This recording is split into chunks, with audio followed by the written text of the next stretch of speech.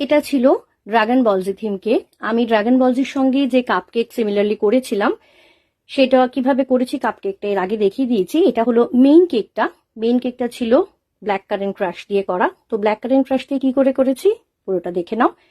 Black current crush দিয়ে করতে গেলে অবশ্যই ভ্যানিলা স্পঞ্জ করতে হবে। ভ্যানিলা স্পঞ্জ করে যেহেতু টল কেক সেহেতু 4 থেকে 5টা লেয়ার করতে হবে।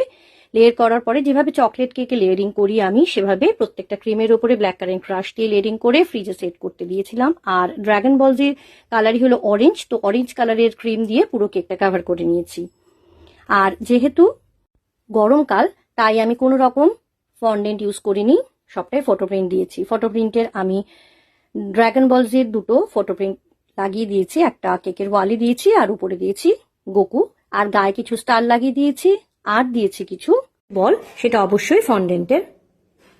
তো তোমাদের কেকটা কেমন লাগলো তোমরা অবশ্যই কমেন্টে জানিও, ভালো লাগলে লাইক আর শেয়ার করে দিও।